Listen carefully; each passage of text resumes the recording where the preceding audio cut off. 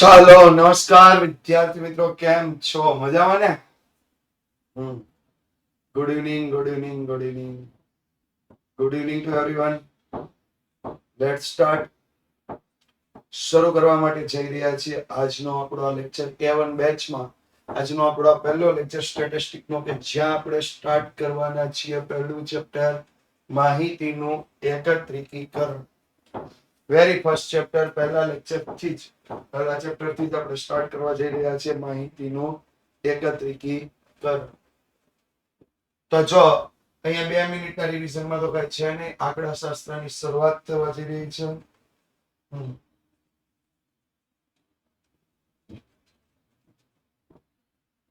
કે તો આંકડા શાસ્ત્રની આપણે શરૂઆત કરવા માટે જઈ રહ્યા છીએ ત્યારે સૌપ્રથમ તો આપણે ધ્યાન આપવાનું, શું ધ્યાન આપવાનું છે એના વિશે આપણે વાત કરી લઈએ.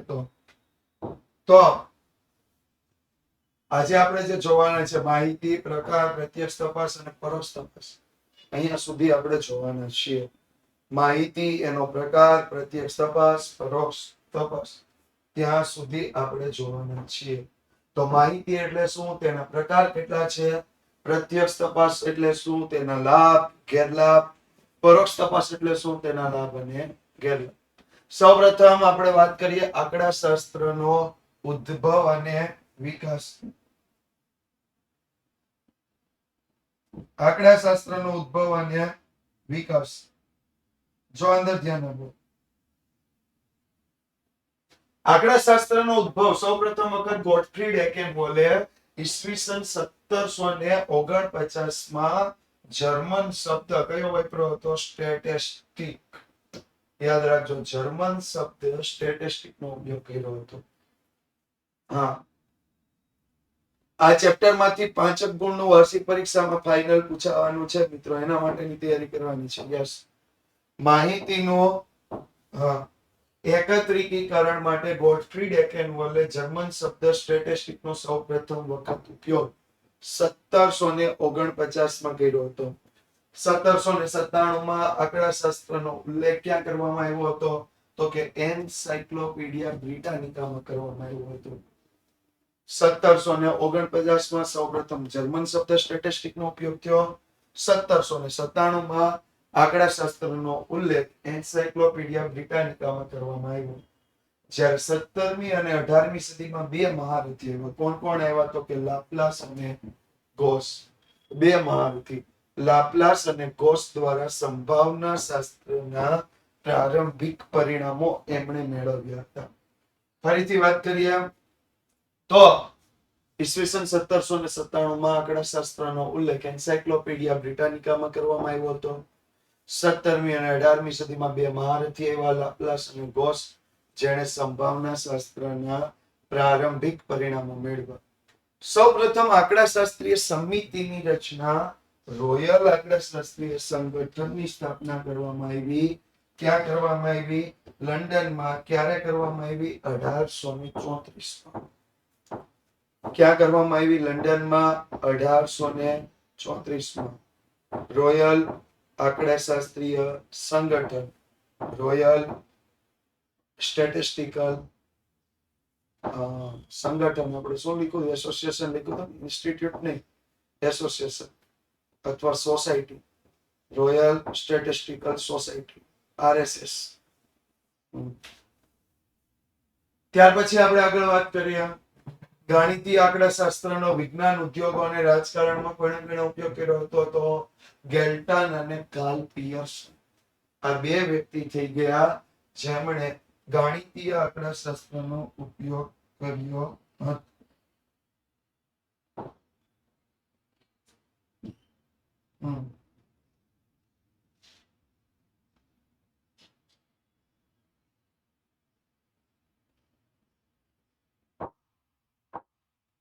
ઓકે, તો ગાણિતીય આંકડા શાસ્ત્રનો ઉપયોગ વિજ્ઞાન, ઉદ્યોગો અને રાજકારણમાં.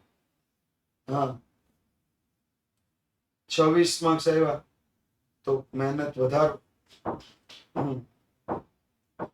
ગાણિતીય આંકડા શાસ્ત્રનો ઉપયોગ સૌપ્રથમ વખત ગેલ્ટન અને કાર્લ પિયર્સને કર્યો હતો. ગાણિતીય આંકડા શાસ્ત્રના રચયિતા કોણ હતા? Karl Pearson. હા, ગાણિતીય આંકડાશાસ્ત્રના રચયિતા કોણ હતા? Karl Pearson. ત્યાર પછી ફિશરે જીનેટિક્સ, બાયોમેટ્રી, મનોવિજ્ઞાન, ખેતી જેવા ક્ષેત્રમાં આંકડાશાસ્ત્રનો ઉપયોગ કર્યો હતો. ક્યાં ક્યાં ઉપયોગ કર્યો હતો? કે જીનેટિક્સમાં કર્યો, બાયોમેટ્રીમાં કર્યો, મનોવિજ્ઞાનમાં કર્યો અને ખેતીમાં કર્યો. જીનેટિક્સ, બાયોમેટ્રી, મનોવિજ્ઞાન અને ખેતી દરેક ક્ષેત્રમાં આંકડાશાસ્ત્રનો ઉપયોગ કોણે કર્યો હતો? ફિશર. અને એના આ પ્રદાનને કારણે ફિશરને શું ઓળખવામાં આવે છે? આંકડાશાસ્ત્રના પિતા. જેમણે આ પ્રદાન આપ્યું એના કારણે ફિશરને શું ઓળખવામાં આવે છે? આંકડાશાસ્ત્રના પિતા તરીકે ઓળખવામાં આવે છે. ભારતમાં આંકડાશાસ્ત્રની વાત કરીએ તો ભારતના જાણીતા એક આંકડાશાસ્ત્રી થઈ ગયા. શું નામ હતું? પીસી મહાલનોબિસ, પ્રકાશચંદ્ર મહાલનોબિસ. બરોબર. જેમણે ભારતીય આંકડાશાસ્ત્રીય સંસ્થાની સ્થાપના કરી હતી. ક્યારે કરી હતી? તો કે ઈસવીસન 1931 ક્યાં કરી હતી? કોલકાતા ખાતે. આવા નાના નાના ઘણા બધા પ્રશ્નો આવી શકે. ભારતીય આંકડાશાસ્ત્રીય સંસ્થાની સ્થાપના ઈસવીસન 1931 કોલકાતા ખાતે ભારતના જાણીતા આંકડાશાસ્ત્રી પીસી મહાલનોબિસ દ્વારા કરવામાં આવી હતી.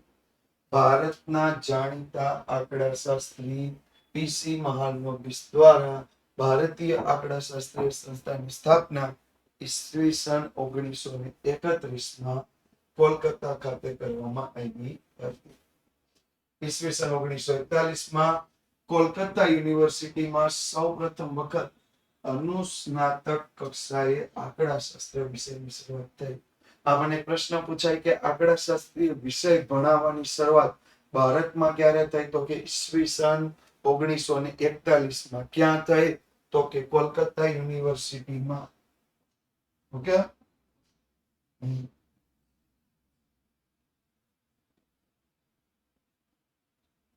Done.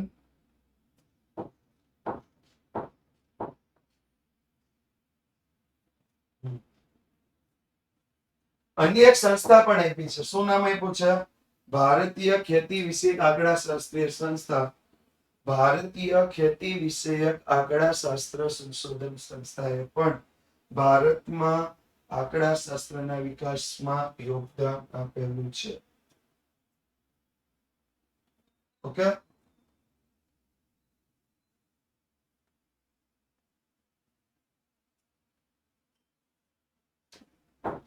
Done.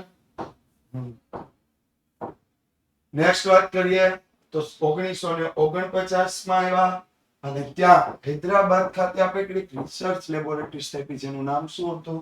Regional research laboratory. Hyderabad ખાતે આપણે જે સ્થાપી એનું નામ શું આપ્યું? Regional research laboratory. RRL, regional research laboratory. અને એનું કાર્યાત્મક સંશોધનનું એકમ અસ્તિત્વમાં આવ્યું. એનું કાર્યાત્મક સંશોધનનું એકમ અસ્તિત્વમાં આવ્યું. પીસી મહાલનોબિસ દ્વારા 1953 ISI કોલકાતા ખાતે કાર્યાત્મક સંશોધનની બીજી પંચવર્ષીય યોજનાનું માળખું તૈયાર કર્યું. કેટલામી પંચવર્ષીય યોજના? બીજી પંચવર્ષીય યોજનાનું માળખું તૈયાર કર્યું. ત્યારબાદ આપણે આગળ વાત કરીએ. ઈસવીસન 1935 WF વિલ્કોક્સ. ક્યારે? 1935 WF વિલ્કોક્સે અર્થ, કાર્યક્ષેત્ર અને મર્યાદા પર આંકડાશાસ્ત્રની 100 થી પણ વધુ વ્યાખ્યાઓ આપી. 100 કરતા પણ વધુ વ્યાખ્યાઓ કોણે આપી હતી? WF વિલ્કોક્સે. વિષયનો અર્થ અને કાર્યક્ષેત્ર. તમને પ્રશ્ન પૂછાય કે વિષયના અર્થ, કાર્યક્ષેત્ર અને મર્યાદા પર આંકડાશાસ્ત્રની 100 થી વધુ વ્યાખ્યા કોણે આપી હતી? તો WF વિલ્કોક્સે. પણ આપણે જે આંકડાશાસ્ત્રની વ્યાખ્યા કરવાની છે એ વ્યાખ્યા કઈ થશે?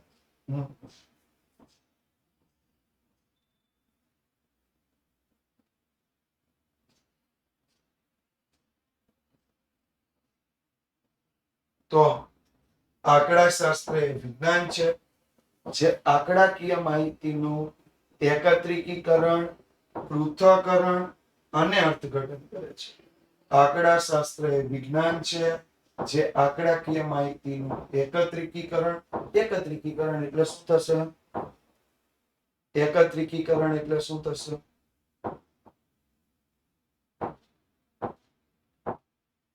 એકત્રીકરણ એટલે મેળવવું.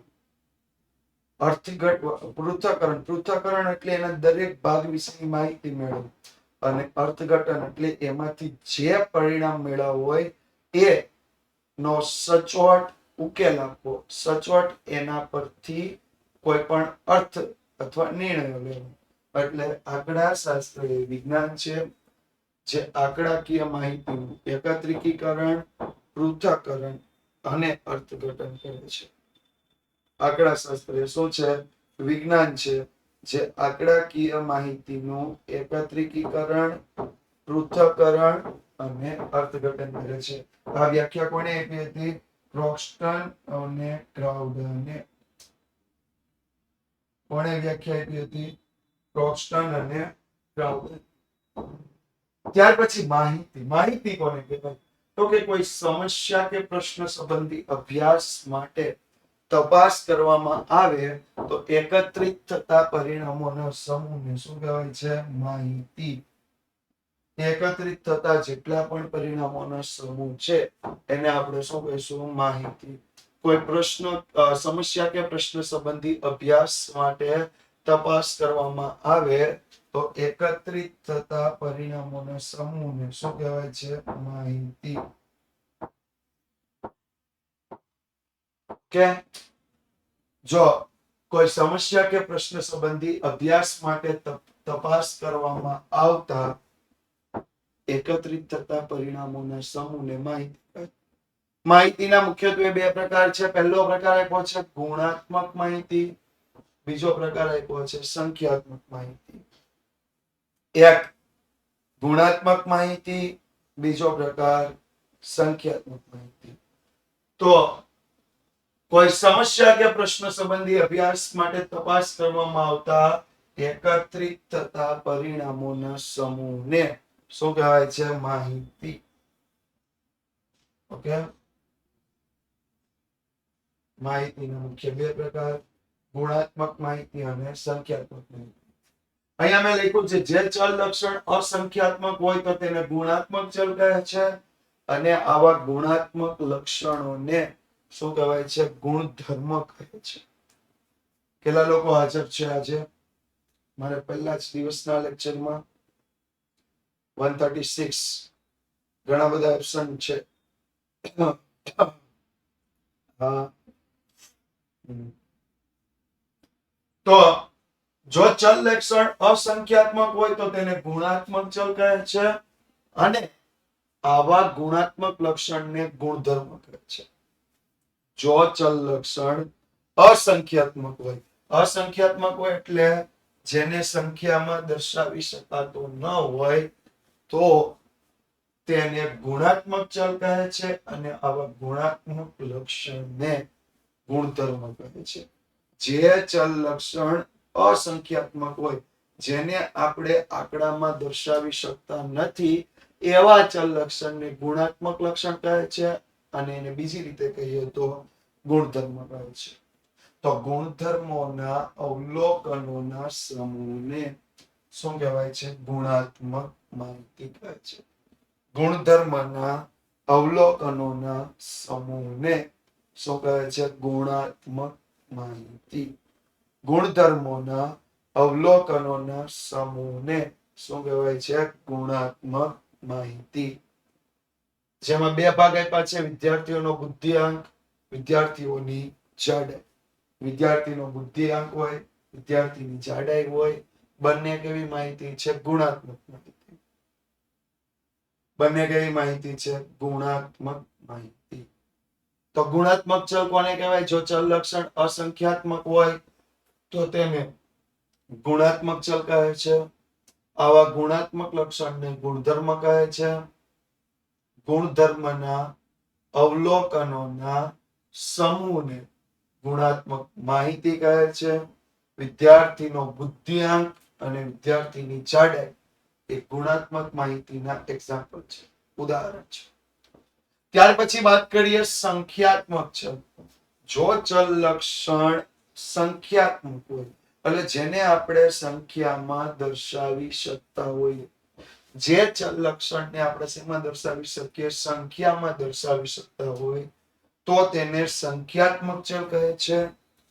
જે ચલ લક્ષણ સંખ્યાત્મક હોય તેને કેવો ચલ કહેવાય? સંખ્યાત્મક ચલ કહે છે. જીટીએસસી ના રિઝલ્ટમાં કે થોડોક ઇશ્યુ આવ્યો હતો, એટલે જીટીએસસી નું રિઝલ્ટ આઈ થિંક સો 15/2 હતો ને, ત્યાર પછી એક વીક નો ટાઈમ આપ્યો હતો, એટલે 21 થી 25 તારીખની વચ્ચે કદાચ આવવાની શક્યતાઓ ખરી. ઓકે, હા, એટલે સંખ્યાત્મક ચલની જો વાત કરીએ તો જો ચલ લક્ષણ સંખ્યાત્મક હોય તો તેને કેવો ચલ કહે છે? સંખ્યાત્મક ચલ કહે છે. જો ચલ લક્ષણ સંખ્યાત્મક હોય તો તેને સંખ્યાત્મક ચલ કહે છે. સંખ્યાત્મક માહિતી કોને કહેવાય?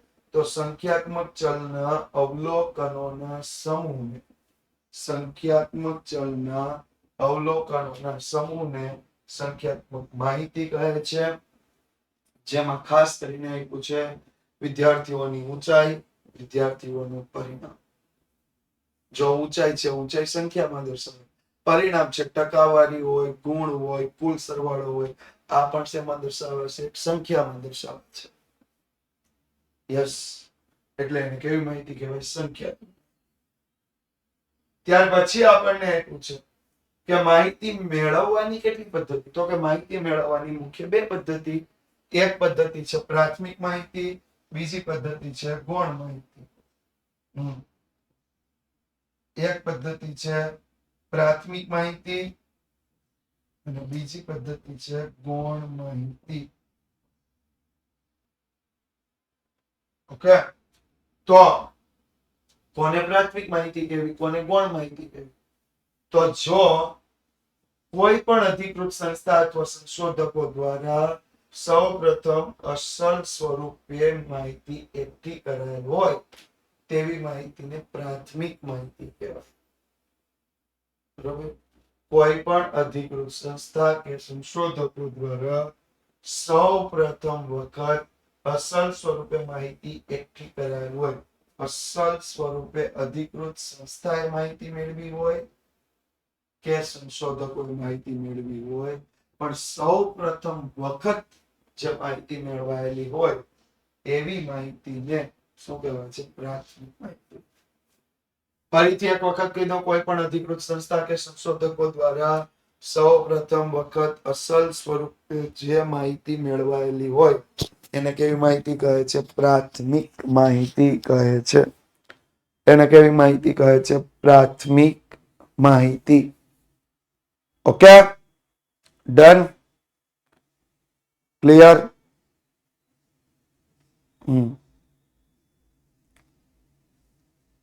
ત્યારબાદ ગૌણ માહિતી કોને કહેવાય? જ્યારે કોઈ સંસ્થા કે સંશોધક કોઈ અન્ય સંસ્થા કે સંશોધક દ્વારા એકત્રિત કરાયેલી માહિતીનો સીધો ઉપયોગ કરે તો આવી માહિતી ઉપયોગ કરનાર સંસ્થા કે સંશોધક માટે કેવી માહિતી બને છે? ગૌણ. એટલે જો હું તમારા વિષયની કોઈ પણ માહિતી મેળવું છું તો એ કેવી માહિતી છે? પ્રાથમિક. પણ તમે સ્કૂલમાં કોઈ પણ માહિતી આપો છો, તમે વિદ્યાકુલને કોઈ પણ માહિતી આપો છો, હું સ્કૂલ પાસેથી અથવા વિદ્યાકુલ પાસેથી એ માહિતી મેળવી લઉં છું, જાતે તપાસ કરતો નથી, તો મારા માટે કેવી માહિતી છે? ગૌણ. Done, clear? કોઈ પણ અધિકૃત સંસ્થા અથવા સંશોધક દ્વારા સૌપ્રથમ વખત અસલ સ્વરૂપે જે માહિતી એકઠી કરાયેલી હોય તેવી માહિતીને પ્રાથમિક માહિતી કહે છે. જ્યારે કોઈ સંસ્થા કે સંશોધક કોઈ અન્ય સંસ્થા કે સંશોધક દ્વારા એકત્રિત કરાયેલ માહિતીનો ઉપયોગ કરે તો ઉપયોગ કરનાર સંસ્થા કે સંશોધક માટે એ માહિતી કેવી બની જાય છે? ગૌણ. ક્લિયર? કમ્પ્લીટ? હાલો, છે કોઈને કઈ પૂછવાનું?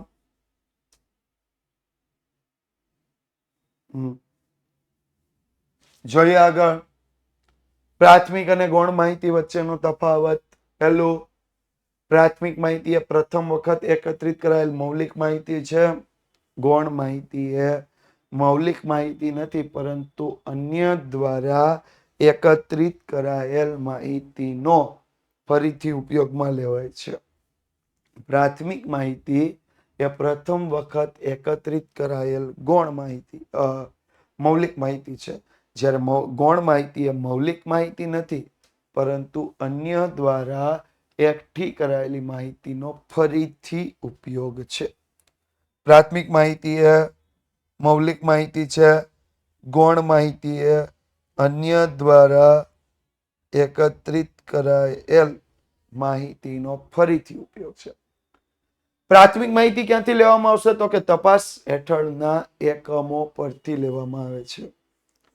પ્રાથમિક માહિતી ક્યાંથી લેવામાં આવે છે? કોઈ પણ પ્રાથમિક માહિતી કોઈ પણ વ્યક્તિ વિશે લેવી હોય તો એ વ્યક્તિની જાતે આપણે તપાસ કરવાની હોય છે. એ તપાસ કરી અને તપાસ પરથી આપણે માહિતી મેળવીએ છીએ.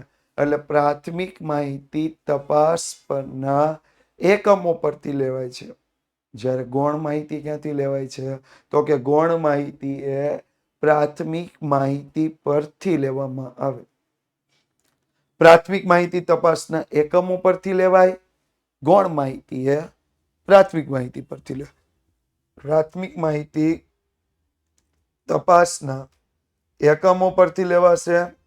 ગૌણ માહિતી એ પ્રાથમિક માહિતી પરથી લેવાય છે. ક્લિયર? ડન?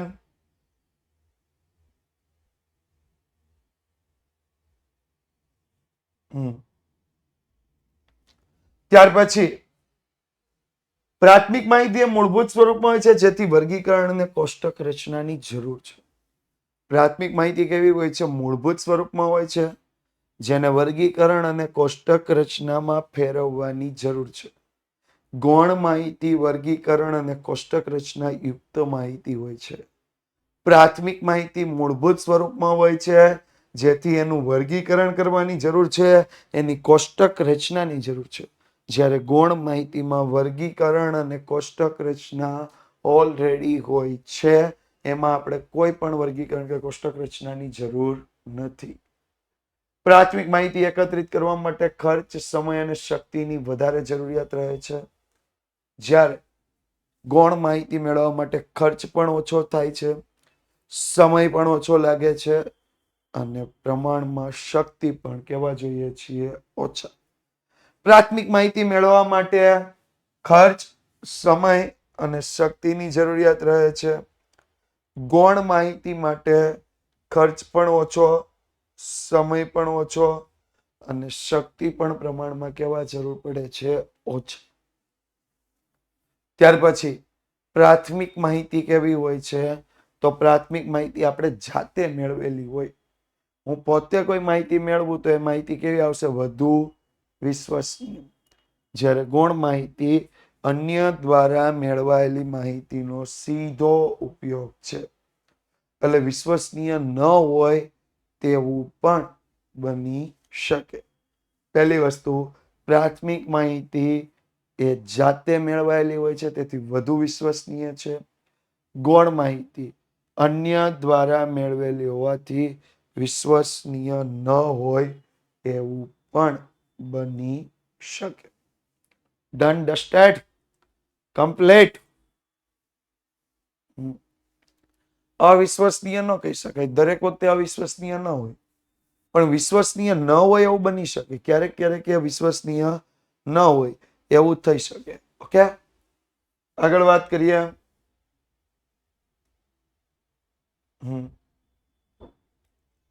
આગળ આપણે સરસ મજાની વાત કરવાના છીએ. યસ, તો પ્રાથમિક માહિતી એકત્રિત કરવાની રીતો તો કે પ્રત્યક્ષ તપાસ, માહિતી મેળવવાની જે રીતમાં સંશોધક જાતે અથવા તેમણે નિમેલ આગળ તપાસના સ્થળની રૂબરૂ મુલાકાત લે અને જરૂરી માહિતી મેળવે, તેને આપણે શું કહીએ છીએ? પ્રત્યક્ષ તપાસ. હાલો જી, પ્રત્યક્ષ તપાસનું એક્ઝામ્પલ આપો જી ને. કોને પ્રત્યક્ષ તપાસ કહેવાય? એક્ઝામ્પલ.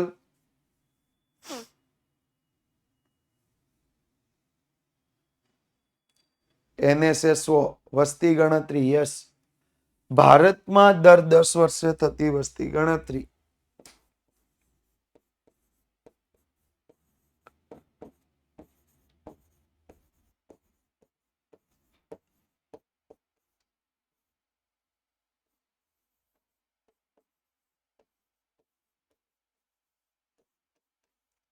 આગળનું એક્ઝામ્પલ છે તો કે આ છે પ્રત્યક્ષ તપાસ. ભારતમાં દર 10 વર્ષે થતી વસ્તી ગણતરી એ પ્રત્યક્ષ તપાસનું એક્ઝામ્પલ છે. જેને જેને બ્લેક દેખાતું એક વખત બહાર નીકળીને ફરીથી જોઈન્ટ થાય. ચોંટવાનો ઇસ્યુ નથી. બહાર તમને છે ને, જો કોઈને ચોંટતું હોય અથવા કોઈને બ્લેક દેખાતું હોય, એનો ઇસ્યુ એવો હોય કે તમે એક વખત વિદ્યાકુલથી બહાર નીકળીને બીજી કોઈ એપ ખોલી હોય અને પાછા વિદ્યાકુલ પર આવ્યા હોય. હા, એટલે એ તકલીફ થાય. બાકી જો કન્ટિન્યુ તમે 45 મિનિટ એકધારી લેક્ચરમાં રહ્યો તો એમાં ચોંટવાનો પણ પ્રશ્ન નથી આવતો અને બ્લેક થવાનો બી પ્રશ્ન નથી આવતો. ઓકે. હા, એટલે વારંવાર આમથી આમ ફાફા મારવા નહીં, મારો કહેવાનો ઉદ્દેશ. પ્રત્યક્ષ તપાસના લાભ જોઈએ. પહેલો લાભ, આ પદ્ધતિ કેવી છે? સાચી છે, વિશ્વસનીય માહિતી મળે. આ પદ્ધતિ દ્વારા એક તો સાચી માહિતી મળશે, વિશ્વસનીય બી માહિતી મળશે. બીજું, માહિતી આપનાર જે વ્યક્તિ છે એની સાથે આપણી રૂબરૂ મુલાકાત થાય. પ્રત્યક્ષ તપાસમાં કેવું હોય છે કે હું માહિતી આપનાર હોય તો મારી સાથે માહિતી મેળવવા વાળા રૂબરૂ મુલાકાત કરશે અને રૂબરૂ મુલાકાતને લીધે જો માહિતી આપનારને કોઈ પ્રશ્ન હોય, કોઈ શંકા હોય, કોઈ મૂંઝવણ હોય તો તેનો યોગ્ય ખુલાસો કરી તેનો ઉકેલ મેળવી શકે છે. બરોબર. આ પદ્ધતિ દ્વારા માહિતી સાચી અને વિશ્વસનીય માહિતી મળે છે. માહિતી આપનાર સાથે રૂબરૂ મુલાકાતને લીધે જો માહિતી આપનારને કોઈ પ્રશ્ન, શંકા કે મૂંઝવણ હોય તો યોગ્ય ખુલાસો કરીને તેનો ઉકેલ આવી શકાય છે. આ પદ્ધતિ દ્વારા સાચી અને વિશ્વસનીય માહિતી મળે. સાચી માહિતી મળશે, વિશ્વસનીય માહિતી મળશે. માહિતી આપનાર સાથે રૂબરૂ મુલાકાત થશે. જો માહિતી આપનારને કોઈ પ્રશ્ન હશે, કોઈ શંકા હશે, કોઈ મૂંઝવણ હશે તો તેનો યોગ્ય ખુલાસો કરીને તેનો ઉકેલ લાવી શકાય. કેટલીક વખત માહિતી આપનાર અમુક પ્રકારની માહિતી આપતા જ નથી. આપણે કોઈને ઘરે પૂછવા જાય તો અમુક માહિતી આપશે જ નહીં. કેમ નહીં આપે? કારણ શું નહીં આપવાનું?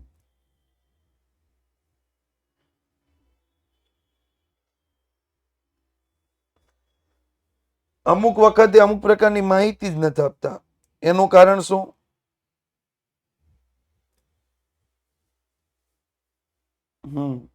અમુક વખતે અમુક માહિતી નહીં આપે કારણ કે એને એમ થશે કે આપણે કોઈ એની માહિતીનો દુરુપયોગ કરશું. તો કેટલીક વખત માહિતી આપનાર અમુક પ્રકારની માહિતી આપવામાં સંકોચ અનુભવે. એ સંકોચ અનુભવે તો આપણે શું કરશું? પૂરક પ્રશ્નો પૂછીને માહિતીનો દુરુપયોગ નહીં થાય તેની ખાતરી આપીને આપણે માહિતી મેળવી શકીએ છીએ. આ પદ્ધતિ દ્વારા પહેલું સાચી અને વિશ્વસનીય માહિતી મળશે. પહેલું છે. બીજું, માહિતી આપનારને જો કોઈ પ્રશ્ન થાય, કોઈ શંકા થાય, કોઈ મૂંઝવણ થાય તો આપણે એનો યોગ્ય ખુલાસો આપી શકીએ. દાખલા તરીકે તમે વિદ્યાકુલ જોઈન્ટ કર્યું પહેલા તમને કોલ આવ્યો, તમને પહેલો પ્રશ્ન શું થયો હશે? આ ફ્રોડ કોલ હશે. થયું હોય? Yes or no?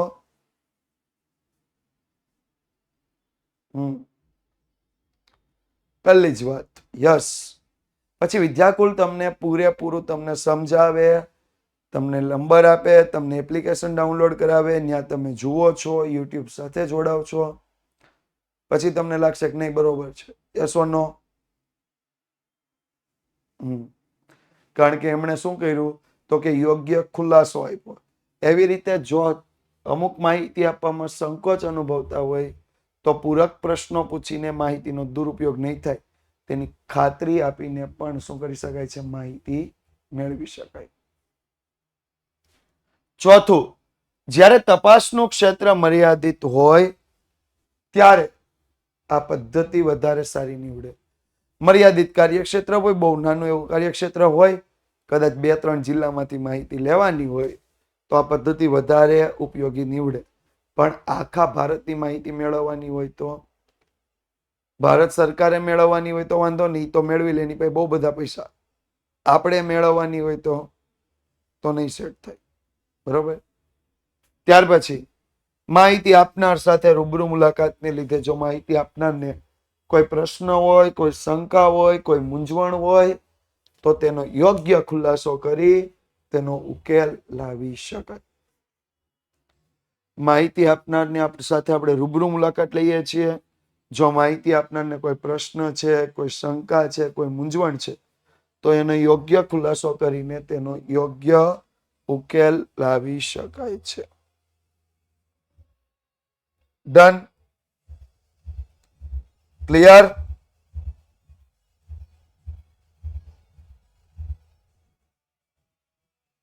યસ.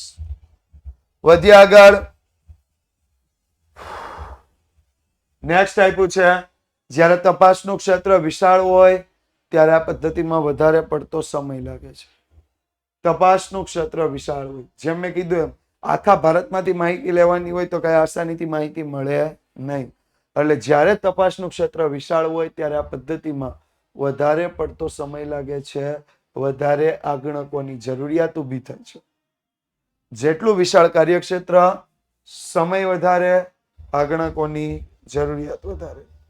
સમય વધારે, આગણકોની જરૂરિયાત વધારે. નેક્સ્ટ, કદાચ એવું પણ બની શકે કે આ પદ્ધતિ કેવી આવશે, વધારે ખર્ચાળ છે. આ પદ્ધતિ કેવી છે, વધારે ખર્ચાળ. આગણકો એટલે શું? આગણકો એટલે જે માહિતી મેળવવા જાય. હા, જે માહિતી મેળવવા જાય એને આગણકો કહેવાય છે. તો આ પદ્ધતિમાં ક્યારેક ખર્ચાળ પણ હશે. ત્યારબાદ જો આગણકો તાલીમયુક્ત ન હોય તો તેમના દ્વારા મેળવેલ માહિતી ઓછી વિશ્વસનીય નીવડે છે. જો આગણકો તાલીમયુક્ત ન હોય, તાલીમયુક્ત ન હોય એટલે માહિતી મેળવવા માટે કેવી રીતે જવું, કેવા પ્રશ્નો પૂછવા વગેરે એમને પૂરતો અનુભવ નથી તો શું થશે? તો જો આગણકો તાલીમયુક્ત ન હોય તો તેમના દ્વારા મેળવાયેલ માહિતી ઓછી વિશ્વસનીય નીવડે છે. જો આગણકો તાલીમયુક્ત નથી તો એમના દ્વારા જે માહિતી મેળવાય એ વિશ્વસનીય રહેતી નથી, ઓછી વિશ્વસનીય છે.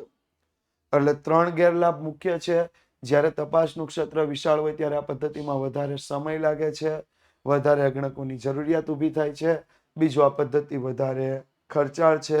ત્રીજું, જો આગણકો તાલીમયુક્ત ન હોય તો તેમના દ્વારા મેળવેલ માહિતી ઓછી વિશ્વસનીય રહે છે. Okay, done? કમ્પ્લીટ? વધી આગળ. પ્રાથમિક માહિતી મેળવવાની રીતો. કઈ રીત આવશે? તો બીજી રીત છે. એક તો આપણે જોઈ પરોક્ષ તપાસની રીત.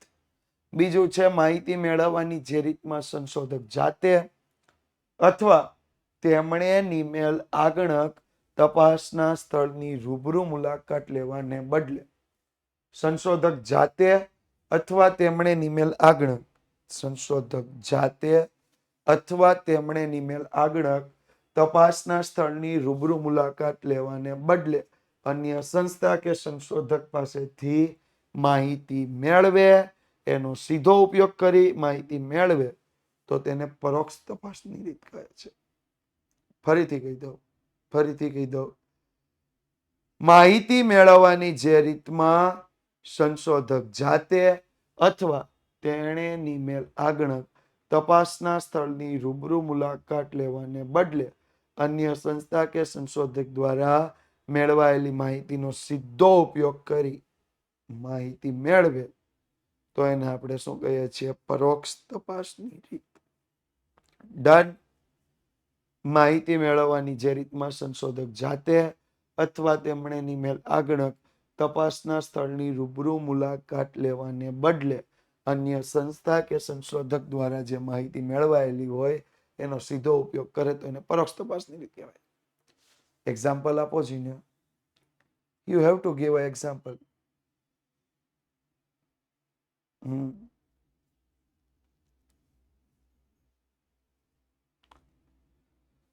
દાખલા તરીકે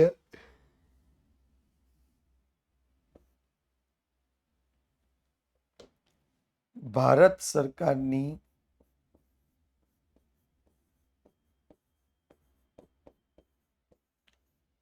વસ્તી ગણતરીની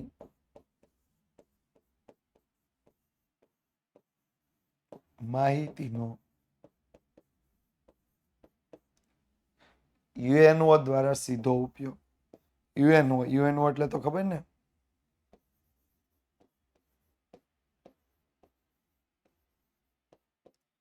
કોને કહીશું યુએનઓ?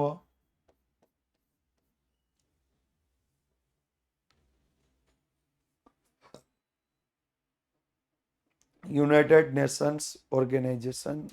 ભારત સરકારની માહિતીનો યુએનઓ દ્વારા સીધો ઉપયોગ. એને આપણે શું કહીશું? યસ. તો એ પરોક્ષ તપાસ છે. પરોક્ષ તપાસની જરૂરિયાત શું છે? તો કે પરોક્ષ તપાસની જરૂરિયાત પહેલું, જ્યારે પ્રત્યક્ષ સ્ત્રોત અસ્તિત્વમાં ન હોય. પ્રત્યક્ષ સ્ત્રોત અસ્તિત્વમાં ન એટલે પ્રત્યક્ષ તપાસ કરવા માટેના જે કાંઈ પણ વ્યક્તિઓ અથવા જેની તપાસ કરવાની છે એનું અસ્તિત્વ જ ન હોય. દાખલા તરીકે મારે ગાંધીજી વિશે માહિતી મેળવવી છે. ગાંધીજી હયાત ખરા? નહીં.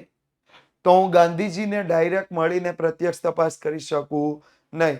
મારે કોની પાસેથી માહિતી મેળવવી પડશે? જે ગાંધીજી વિશે જાણતું હશે એની પાસેથી માહિતી લેવી પડશે. જેની પાસેથી ગાંધીજી વિશે જાણી શકાય એની પાસેથી માહિતી લેવી પડશે. જ્યારે પ્રત્યક્ષ તપાસ માટેનું ક્ષેત્ર ખૂબ જ વિશાળ હોય અને માહિતી આપનાર સાથે રૂબરૂ મુલાકાત લેવા જેટલો સમય ન હોય. પ્રત્યક્ષ તપાસ માટેનું ક્ષેત્ર વિશાળ હોય અને માહિતી આપનાર સાથે રૂબરૂ મુલાકાત લેવા જેટલો સમય ન હોય તો પણ આપણે શું કરવું પડશે? પરોક્ષ તપાસ કરવી પડશે.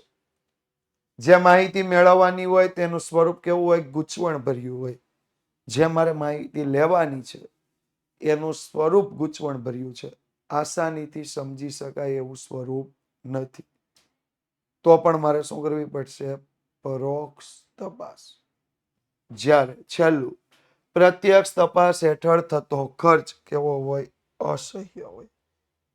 અસહ્ય હોય એટલે આપણે ખર્ચ કરી શકીએ એમ હોય નહીં. પ્રત્યક્ષ તપાસ હેઠળ થતો ખર્ચ અસહ્ય. આસાનીથી આપણે એ ખર્ચને સહન કરી શકીએ તેમ હોઈએ નહીં. તો પણ આપણે કેવી માહિતી લેવી પડશે? તો પણ આપણે પરોક્ષ તપાસની રીતે જ માહિતી લેવી પડશે. તો પરોક્ષ તપાસના ગેરલાભમાં વાત કરીએ. જ્યારે માહિતી એકત્રિત કરવાનું કાર્યક્ષેત્ર ખૂબ જ વિશાળ હોય, ખૂબ જ મોટા પ્રમાણમાં આપણે માહિતી મેળવવી હોય તો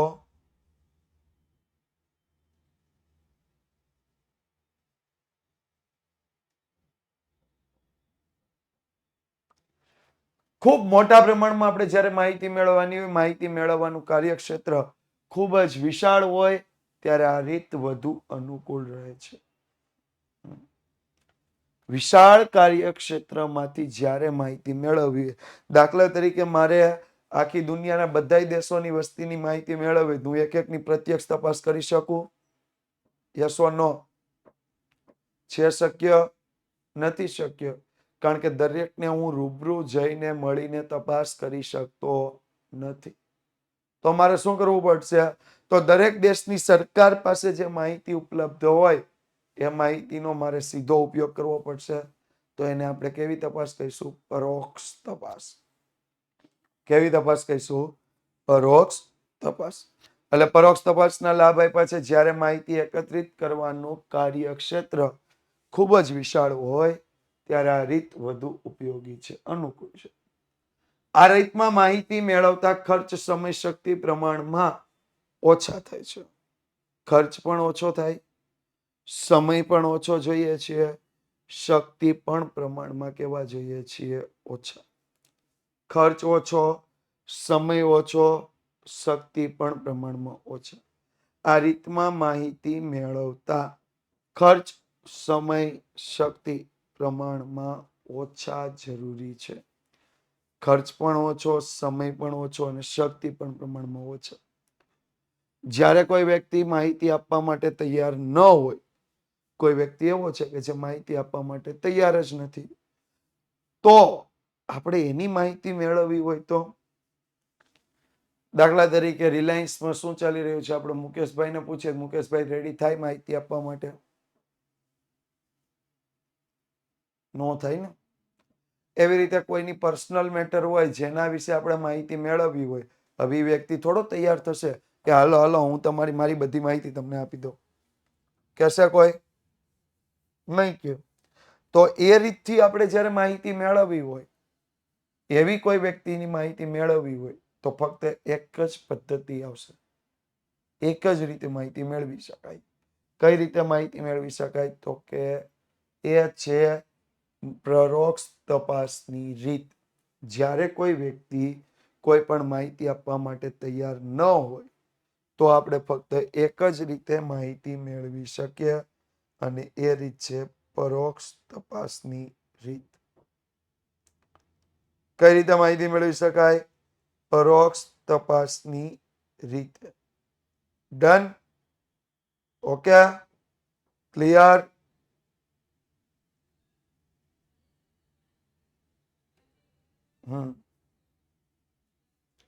ત્યાર પછી સરકારના જુદા જુદા વિભાગમાંથી માહિતી મેળવવા કોઈ પણ રીતનો ખૂબ જ ઉપયોગ થાય છે. સરકારના જુદા જુદા વિભાગમાંથી માહિતી મેળવવા માટે, હવે સરકારી, મેં તમને કીધું સરકાર કઈ ડાયરેક્ટ તો તમને માહિતી આપશે નહીં. ત્યાંથી તમારે માહિતી મેળવવી હોય તો ત્યાં એક જ રીત આવશે. કઈ રીત? પરોક્ષ તપાસ. પરોક્ષ તપાસ કરવાની, સરકારના વિભાગ પાસેથી માહિતી લેવાની. ત્યાં એક જ રીતે આપણે માહિતી મેળવી શકીએ. કઈ રીત? તો કે પરોક્ષ તપાસની રીતે જ માહિતી મેળવી શકાય. ગેરલાભની વાત કરીએ. પહેલો ગેરલાભ આપ્યો છે કે જે વ્યક્તિ કે સંસ્થાની માહિતીનો ઉપયોગ કરવાનો, એટલે આપણે પરોક્ષ તપાસમાં અન્ય વ્યક્તિ કે સંસ્થાની માહિતીનો સીધો ઉપયોગ કરીએ છીએ. તો જે વ્યક્તિ કે સંસ્થાની માહિતીનો ઉપયોગ કરવાનો હોય તે વ્યક્તિ કે સંસ્થા પૂર્વગ્રહયુક્ત કે પક્ષપાતી વલણ ધરાવે તો ઓછી વિશ્વસનીય માહિતી મળે છે. જે વ્યક્તિ કે સંસ્થાની માહિતીનો ઉપયોગ કરવાનો હોય તે વ્યક્તિ કે સંસ્થા પૂર્વગ્રહયુક્ત હોય, પક્ષપાતી વલણ ધરાવે તો ઓછી વિશ્વસનીય માહિતી મળે છે. જે વ્યક્તિ કે સંસ્થાની માહિતીનો ઉપયોગ આપણે કરીએ છીએ, હવે વ્યક્તિ પૂર્વગ્રહયુક્ત એટલે પહેલેથી પૂર્વગ્રહ રાખે, પક્ષપાતી વલણ રાખે, તો શું થશે? તો આપણને ઓછી વિશ્વસનીય માહિતી મળશે. બીજું આપ્યું છે, જેની પાસેથી માહિતી મેળવવાની હોય તે અપ્રમાણિક હોય. પ્રમાણિક બિલકુલ નથી, એ બધી જ પ્રકારની ખોટી માહિતી આપે છે. બિનકાબેલ છે. બિનકાબેલ એટલે એને ખબર જ નથી કે કેવી રીતે માહિતી અપાય. અપ્રામાણિક હોય, બિનકાબેલ હોય અને સાચી માહિતી આપવા માટે સક્ષમ ન હોય. કે એને તો જાણ જ નથી. આપણે કોઈને પૂછીએ એક્સિડન્ટ કેવી રીતે થયું હતું, પણ એને હાજર જ ન હોય તો એ કહી દે આમથી એક 4 વ્હીલ આવતી હતી, આમથી એક 2 વ્હીલ આવતી હતી, આમથી એક બસ આવી, બેયને ઉડાડતી હતી. હકીકતમાં એવું થયું જ નથી. હકીકતમાં એવું થયું જ ન હોય. બની શકે ને? તો એ સક્ષમ નથી. એ સક્ષમ નથી. તો પણ આ પદ્ધતિ નકામી બને છે. આગળ વાત કરીએ તો આપ એટલા પ્રશ્નો તૈયાર કરવાના છે. આવતીકાલના લેક્ચરમાં આપણે જોઈશું પ્રશ્નાવલીની રીત,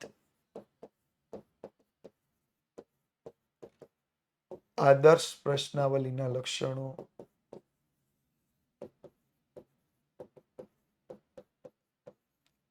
પ્રશ્નાવલીની રીત, આદર્શ પ્રશ્નાવલીના લક્ષણો, અને ત્યારબાદ છેલ્લે આપણે જઈશું ગૌણ માહિતી. Okay, done, complete. તો મળીએ છીએ આવતીકાલે 5:15 વાગ્યા ફરીથી. ત્યાં સુધી જોડાયેલા રહેજો વિદ્યાકુલ સાથે, વિદ્યાકુલ ગુજરાતી યુટ્યુબ ચેનલ સાથે, અને સાથે સાથે તમારા મિત્રોને જોડતા રહેજો સાથે. બહુ નજદીકમાં આપણે 12માની તૈયારીઓ પણ ચાલુ કરવાના છીએ. તો જે મિત્રો 12મામાં નથી જોડાયા એ જોડાઈ જજો અને રેટિંગ આપતા રહેજો. Thank you so much.